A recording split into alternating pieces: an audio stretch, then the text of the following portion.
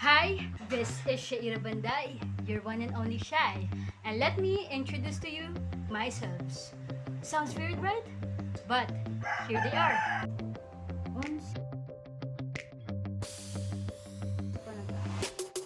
Oh, hello there! This is Shaira, the writer, and I've been into writing, and of course, my main subject now is what we call philosophies. And let me just share you my favorite philosopher, the one and only Immanuel Kant. According to him, self is a product of reason, and our composition is about the rational self, and we also have the physical self, which means that we can define someone by having them seen physically and knowing them internally. What is within your heart? And that philosophy is my most favorite learnings in life. You know why?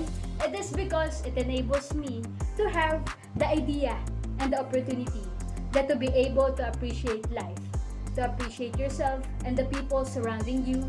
We must have what we call the different visions on how are we going to see them. This is an example. Are you familiar with the idea? Don't judge the book by its cover. That applies with the vision of Immanuel Kant, and which I love the most. It is because it strikes me and an idea that we shouldn't be judging a specific person just basing on how we visualize them. And that is also the same with the problems we encounter in life. Sometimes we have to rotate the angle of our vision, of our eyes, on how do we see them. That okay, this is a specific scenario, may it be a problem or a person in which it doesn't look good in our eyes. But maybe upon questioning, ano kayang meron sa kanila? Ano kayang meron sa problemang ito? Bakit ganito na lang? Why not we ourselves change our vision? Papaano kaya kung titignan ko sa ibang bagay, itong taong ito? What if I will be seeing this specific problem not as a challenge, but as an opportunity? So see, by his philosophy and through his help, we are able to see the different things. There are different visions of different perception and concepts. That's why we are able to appreciate things. And as according to him, we must find what is that specific entity is about. Because self is a product of reason. And it implies to me because sometimes I am to ask, ano ba ako? Bakit na naman ba ako nandito, Lord? What is my purpose of living? And sometimes, we usually been, nawawalan tayo ng pag-asa because we cannot identify specifically or have the answer to that question. And through his philosophy, I've learned that, yes, there is a reason, but sometimes those reasons aren't specific enough that kapag nag-question tayo upon our existence, upon our identity, meron agad sagot because sometimes it is just through journaling.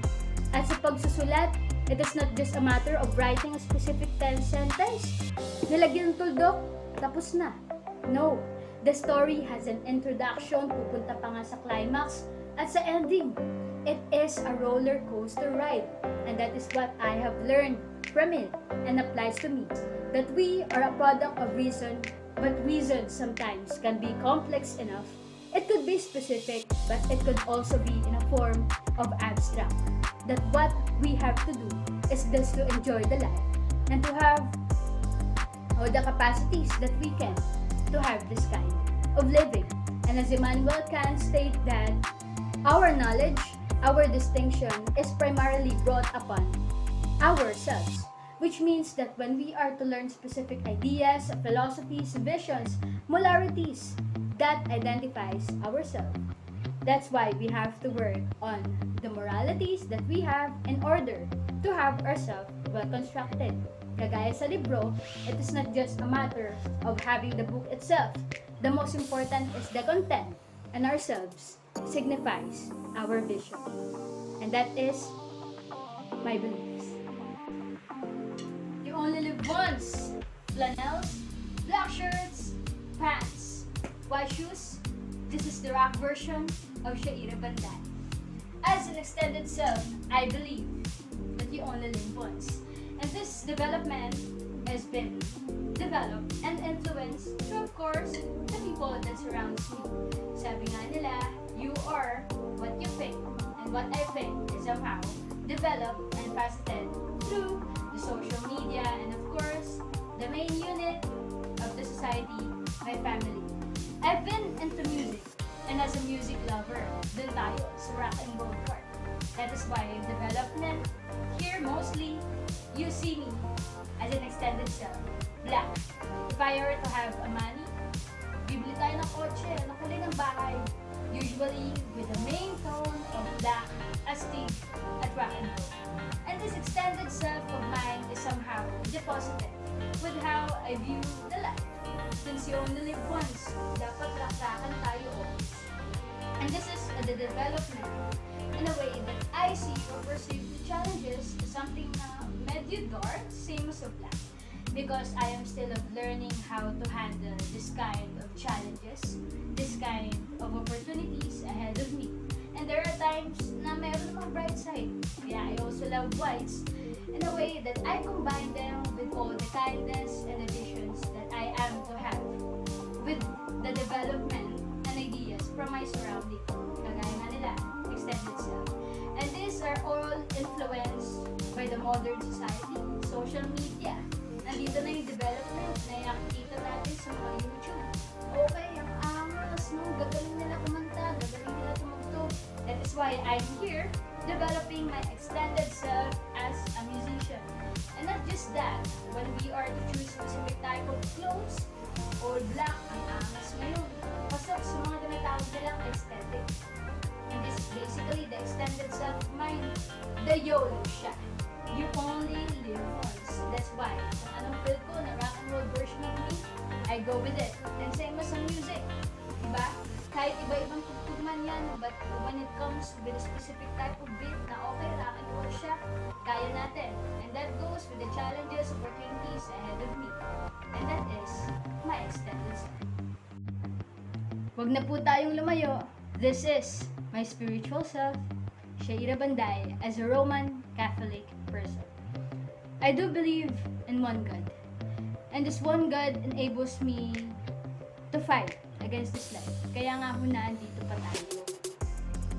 Whatever challenges I have, I'm still able to continue. And I am a person who believes in Him, who trusts Him, na kapag may mga problema, hindi mawawala yung pagdadasal. However, as a person, I think it's natural na somehow we question Him. Nakausap natin siya, bakit Lord? Why we are here? And another challenge na naman na parang paulit-ulit na lang po.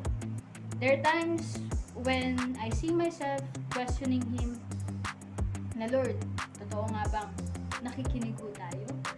Are there times where we see ourselves as someone connected with Him? Nandun yung mga questions brought about by the challenges kasi somehow napupuno na tayo, hindi na natin kaya. But this is my spiritual self. That whatever challenge we have, ganun ang relationship natin kay Lord. It is not always perfect. It is not always 100% okay tayo. But the most important thing is we may question Him. Magtampo man tayo sa Kanya. The communication will not cease out of the way. It's the best thing that I have, that I can describe with my spiritual self. Na kung ano man ang mangyari sa buhay, there may be questions that I cannot answer. One thing is for sure, is that I communicate with Him. And I may describe my contentment of spiritual self as something na I am to improve. I am this idea as a person learning and developing myself through the challenges I have. And that also constitutes my spiritual self. Na kailangan mas pagbutihin ko pa to know the facets on how am I going to consider myself as a faithful believer. Na hindi ka lang basta naniniwala, kundi naandun din yung gawa. As what they say, nasa Diyos ang awa, nasa tao ang gawa. And that is the main facet that I can contribute to answering the question, ano na nga ba ang spiritual self ko? It is proving that it is not only by trusting Him, but I also have to work on it in order to achieve what we call the greatness. Na Lord, inihiling ko sana protektahan mo ako At dapat na andun din sa point na alam ko kung paano gawin yon sa sarili ko. And as far, na andito tayo, we are able to gain the visions in life, the challenges, and I think that's enough for me to identify that whatever knowledge I have right now, alam kong malakas tayo lahat kay Lord. Kasi we are able to learn and we are able to journey this life. We are able to enjoy. And that's what I believe na siya ang driver ng ating buhay. Na andito nga tayo, umuusad naman. Dati nakahiga, dati umiiyak. But now here we are, enjoying the greatness in life. It means that we are moving. It means that I am still with Him, journeying in this life. That is why with my spiritual self, trust Him lang talaga. And by trusting Him, I am able to identify my purpose in life. And my purpose in life, if you are to ask me, sobrang pwede natin masabi that it's an abstract and it could be specific in a way. Bakit siya specific? Because my main purpose as a student is to study hard. As a child, ang purpose ko is whatever I have as my responsibility right now, sa education ko, sa pagtutulong sa mga magulang ko, that is some of the purpose na specific para pwede nating makamtan, pwede nating magawa. But there are also abstract purposes that I have na sometimes, upon journeying, hindi ko pa totally siya ma-identify. Like, ano ba talaga yung main goal ko sa life? And I think that specific purpose justifies na, other than the specification, meron tayong mga abstract. And the only thing that I know that I should do is to wake up every day. Kailangan ko lang magising at kailangan ko lang ipagpatuloy. At kapag ipinagpapatuloy po natin yung life, I do believe that sometimes hindi natin kinakailangan na maging mabilis. Kasi there are times na at the age of kunyari 21, when we are not yet successful enough, nagkakaroon tayo ng kumbaga judgment sa sarili natin. And sometimes life is becoming something as a finish line. May mga set of standards. And that is the main purpose in my life that I want to achieve within myself. Na all I have to do is to do what I can as of the moment and let it rest. At yun ang ginagawan ko ng opportunity and development within myself, because sometimes I am being pressured by myself, being pressured by all of, the voices surrounding me, kung ano yung mga nakikita ko, the challenges ahead of me. But one thing is, I know that I have the purpose in this life. And to identify that purpose, the main thing that I must do is to wake up every day to continue simply to journey this life. And upon journeying this life, I know that hindi man bukas, hindi man sa susunod na taon, but through trusting Him, the day will come that I will be able to see. Kaya pala ako nabuhay, at kaya pala araw-araw akong gumigising, ito pala ang naging dulot, at ito pala ang hangganan. Na kung saan, when I finally be able to know the purpose in life, I think that is when makikita na natin yung tinatawag natin na fruitful earnings upon all the challenges ahead of us. Na itong mga pinagdadaanan pala natin, I guess, could be the purpose of our life na. Ito na yon. And the only thing that we can do is to have the book, have the story written, so that at the end, the memories, all the things in life, mabibigyan ng halaga. And upon having the halaga, upon having the value, it's the purpose of living. This is Chef Shaira and welcome to Chef Shai's Kitchen. In this episode, we are going to talk about a recipe, self-care. And to have this recipe, here are the ingredients that we are needing in order to have this what we call the recipe, self-care. First things first most, hindi mawawala ang tinatawag natin ng oil. Kinakailangan natin to kapag ating i-take care ang ating sarili. Because oil is what we call insoluble with water. And taking care of ourselves, we need sometimes to be insoluble. Insoluble in a way that our logical self and emotional self must always be or be putted with what we call the boundaries. Kinakailangan na kapag meron tayong mga problema, part of taking care of ourselves, okay, i-release natin ang problema sa tamang pag-iyak. You can cry, you can feel all the sadness, and after that, take a rest. And let your logical self the most important thing to lead our decisions in life. And somehow, though they could be insoluble, ang oil naman ay nayahalo din natin sa water. Ibig sabihin that they can still be mixed together. That is why we must just know that our logical self and our emotional self must be balanced and equal. And it is within our own decision on how are we going to, equally have them together to induce ourselves na, okay, this is my way of taking care of myself with controlling my logical and emotional self. Next naman, there are cases na tinutoyo tayo, yes po. At kasama na rin ang paminta dyan. Dahil kapag nasobrahan tayo ng paminta ng lagaya, tshoo! Ito yung mga sa buhay natin, ang mga problema na naman. Tinutoyo tayo in a way na minsan, nawawala na tayo ng pag-asa, napapagod tayo sa mga challenges na naroon, and part of taking care of yourself is loving those draws that you have within you. Loving all those negativities, all of those darkness within yourself. Na mahalin natin ang sarili natin, hayaan natin minsan na tayo ay umiyak, tayo ay mapagod. Because at the end of the day, meron naman tayong sugar, the sweetness in our life. And also, part of taking care of myself is identifying and never forgetting that I have those. Na kaya kong magpahinga kahit minsan ay tinutuyo na merong sugar na magbabalanse sa pait ng ating buhay.